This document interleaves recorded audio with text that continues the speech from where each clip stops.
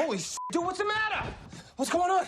There's so much porn. Well, what the hell are you doing looking at my private It was wide open. There were literally thousands of files here. Well, I've been meaning to clear some of that out. Clockwise rim job, counterclockwise rim job. Just stop looking at that, please. All right. Now let's get rid of this. What do you mean? We'll just delete the files. No. That can always be recovered. We gotta smash your laptop with a hammer.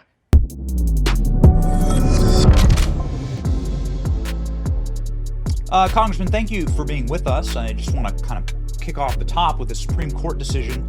6-3, no standing. The government can continue to censor. I guess it does fall then to Congress, perhaps, to stop the censorship. Your thoughts, sir? Well, that's right. Remember, this is about standing. So when Donald Trump gets back into the White House, he has to warn Facebook and these big tech companies, if you censor conservatives, there will be hell to pay, and the government won't recognize you. So there has to be consequences for those actions. If the Supreme Court isn't going to do the right thing and crack down on that type of censorship, then the president and the next Congress need to do that instead. And Benny, my commitment is I'll be leading on the front lines of making sure that happens. Great. So moving on to government censorship of the Hunter Biden laptop story. This was all of the breaking news over the last 24 hours having to do with the CIA and their deep active meddling in the 2020 election. Many would call it rigging of the 2020 election because they knew it was true. So how do you get away with that? There has to be consequences, right? Yeah, absolutely. Remember after the 2020 election, public polling, unbiased public polling showed that Donald Trump would have won the election, that more voters would have voted for Donald Trump if the Hunter Biden laptop story wasn't censored. So there was a real consequence to the disinformation, to the censorship. Like you, I posted the New York Post story and on my Facebook page, and it was censored by Facebook, by Twitter, and the previous regime at Twitter and elsewhere. And the public was lied to and told that it was Russian disinformation. I mean, we know what a crock that is at this point, but back then there were too many voters who believed it, and it altered the outcome of not just the election, but of American history. It's why we have the worst president in the White House that we have ever had, the weakest president, and the most corrupt family that's ever lived in the White House too, living there because of the big tech companies who censored that story. So there has to be consequences toward big tech, but also these 51 intelligence officials who and others who signed on to letters who should lose their security clearances. They should be completely their reputations should be completely destroyed at this point. But to get back to your earlier question, Congress has to do that, and Congress hasn't done it yet. And one reason why is because we have a Democrat-led Senate. We only have a 2-seat majority in the House. And we have way too many squishy Republicans who have prevented that from happening at this point in the House of Representatives. So come November, with this historic election, we have a moral duty and a mandate, if we win the majority in the House, the Senate, and win back the White House, put Donald Trump back in the White House, to hold big tech and these liars in the intelligence community accountable. I mean, it seems like on its face, just the simplest thing that you can possibly do, right? Like they use their taxpayer-funded positions and their credentials that we gave them, and that they use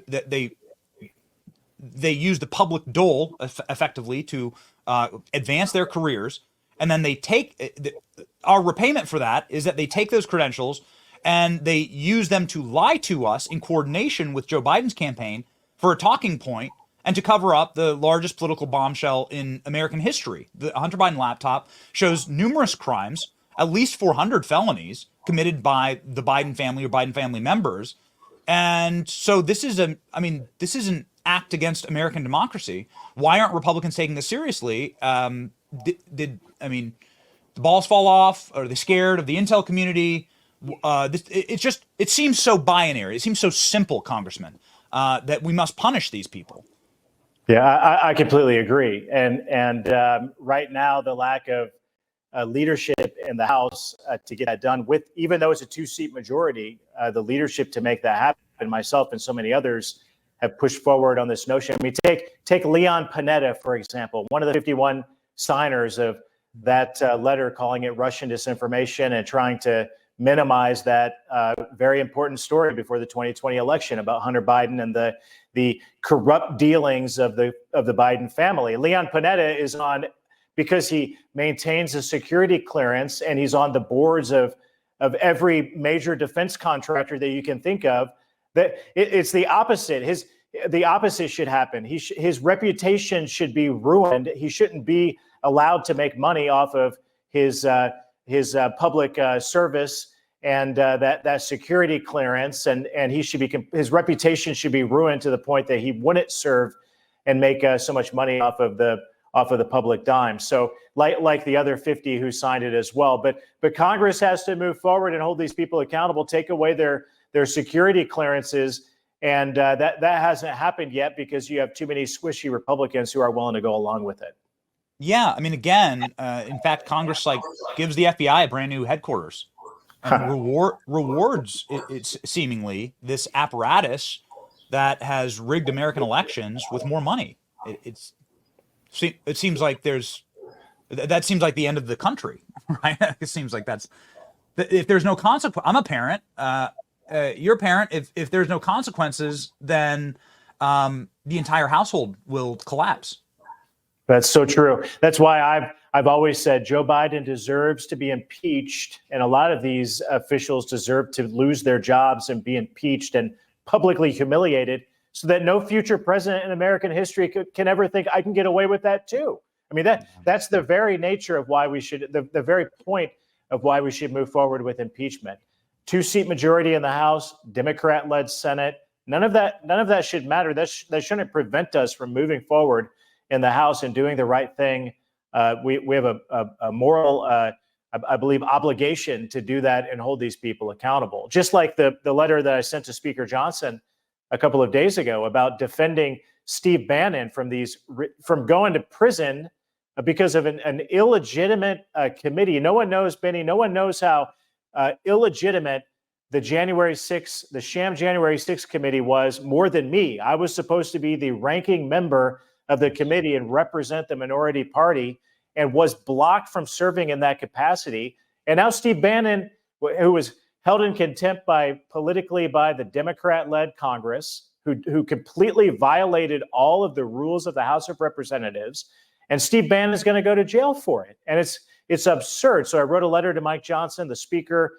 He finally acted on it, and he's calling for the House of Representatives to do an amicus brief to let the courts know, let the Supreme Court know that this committee did indeed violate rules. It should be completely delegitimized, just like many of the actions of the Biden White House, of the Pelosi Congress, so many things that they've done over the past 4 years to destroy this country and abuse their power and abuse the rule of law should be delegitimized in the courts, and they should be held accountable for it.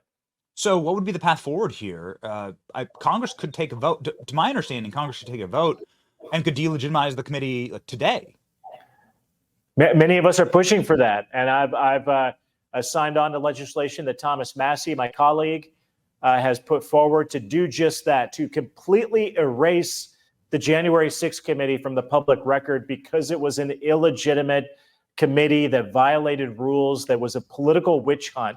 Remember, I was supposed to be the ranking member. There was no ranking member. A lot of people think Liz Cheney was the ranking member. She was the vice chair acting on behalf of the Democrats. The Republicans were blocked from appointing any members to that sham committee, which just goes to show it shouldn't hold any legitimacy in the courts. Steve Bannon shouldn't go to jail because he didn't participate in the charade. He should be renowned from the very start, saying out loud what all of us knew, that this committee was a political witch hunt. It shouldn't be taken seriously. Now he's going to jail for it. Yeah. And Adam Kinzinger is endorsing Joe Biden seconds ago. So that just Adam Kinzinger was the representative for Republicans on that committee.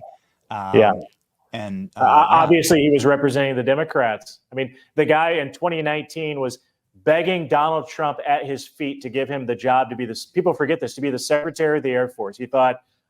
Adam Kinzinger thought, I'm so great. Donald Trump should appoint me to be the Secretary of the Air Force. And Donald Trump said, I don't take you seriously. You're not qualified. You're emotionally unstable. I'm not going to give you that important job. And then crying Adam Kinzinger whined and threw a childlike hissy fit after that. And that now he's playing for the other team. None of us are surprised by it. Yeah, it's super, incredibly embarrassing. I don't know if his meds are off or his estrogen pills didn't, come in, or if he's just trying to be like a kid. He's not a Republican anymore. I mean, he was an embarrassment to the Republican Party. He fits right in with the Democrats. Yeah, Kleenex spokesperson, actually. I mean, he's in retirement. He's obviously begging for work. He's crying, he's weeping, and he'd be, obviously the guy spends a lot of time crying, clearly.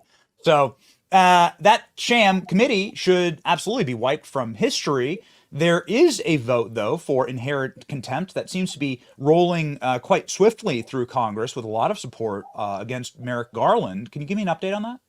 Yeah, I'm hoping this passes. There are like 5 or 6, maybe more, really squishy Republicans who are afraid to vote to hold Merrick Garland in contempt for abusing his power, for not participating with investigations that the Congress has put forth. So again, he should be held accountable for that and held in contempt of Congress, so that no future attorney general or no future cabinet official can think I can get away with that too. So this is an important vote. I hope Speaker Johnson brings it to the floor. And I hope every single Republican in the House, maybe some Democrats too, would vote for it. I mean, if you recognize that this guy is violating the rules, that he's abusing his power, then you should be fully willing to hold him in contempt of Congress. Yeah. So is that going to come to the floor? Is it going to be successful? We were hoping it would come to the floor this week. I think all of your listeners should reach out to Speaker Johnson and let him know this is important. Put it on the floor. Let's vote on it. I want to vote on it. So let's not pass up that opportunity to make our voices heard. To put every Republican on the record of are you here to do the right thing and hold those who abuse their power accountable? And this is an opportunity for us to do that. I hope we don't miss out on that opportunity. Yeah, I hope so, because the consequences are pretty dire when you look at the cutout state, when you look at the client state, Ukraine, and what happens inside of that State Department propped up 51st pseudo state, and the hellscape that has been created over there. You've been doing a lot of work on this. They've, of course, canceled their elections. They're banning Christian churches. It is every bit of a dictatorship that we claim to be fighting. It is every bit of a regime that we claim to stand against. We are actually supporting and funding, and it's completely and totally evil. It's anti-democratic. Once again, they've canceled elections from here into eternity, and it's not a free society. It's the opposite. But also, it's a society that, if you follow through the natural end conclusion of the censorship that's going on inside of the Biden administration, and what you've seen, the DOJ, the actions of the DOJ, they have enemies lists. It's very Stalin-esque. There are enemies lists that are being created, and the end result here is obviously going to be state-sanctioned enemies of the state. And Ukraine has created those lists, actually, and your office did a great job at exposing them. We happen to be on those lists. Our executive producer, ALX, to his great credit, was also on those lists. Pretty shocking that my tax dollars are, and my children's future is being leveraged to go to a nation that rewards me by putting me on an enemies list for my free speech.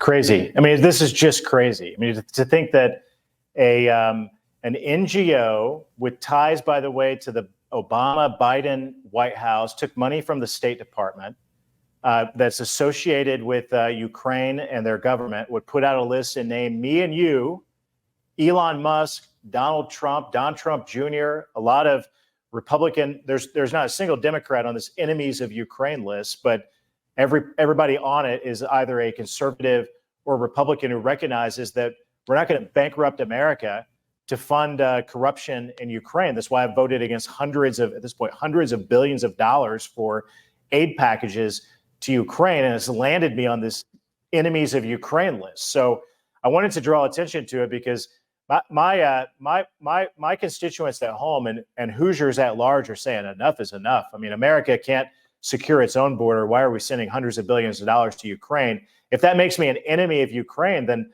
I wear that as a badge of honor. I mean, this is a pure absurdity. And where is the Biden administration or the State Department? Where have they defended any of us that have been named an enemy of a foreign country? If I were a Democrat congressman, I guarantee you that Anthony Blinken would be pushing back on whatever that foreign country is that calls a member of Congress an enemy of that country for voting against further public aid and bankrupting my own country for that of another. So of course they're not going to do anything about it. That's why we got to get Donald Trump back in the White House to solve the situation between Ukraine and Russia and make America strong again from a foreign policy standpoint, so that our enemies fear us and our allies respect us once again. I mean, that's what this all comes back to. Yeah, the only problem with what you just said there, Congressman, is that Anthony Blinken is too busy organizing the CIA and CIA contractors to write fake letters discrediting a real laptop that shows at least 400 felonies of the Biden family. He's too busy doing that. He was again, the consequence reward matrix is totally broken in Washington. Anthony Blinken gets rewarded for doing that with the Secretary of State position. Nothing will change unless somebody sees some consequences. So we appreciate your fight. We know it is an uphill battle. We encourage everybody to follow Congressman Jim Banks. He is one of those guys who actually does throw some elbows and land some punches here and there. He's somebody who's feared by all the right people, and 125,000 Americans can't be wrong. Congressman, thank you so much, and Godspeed. Good to be with you. Thank you.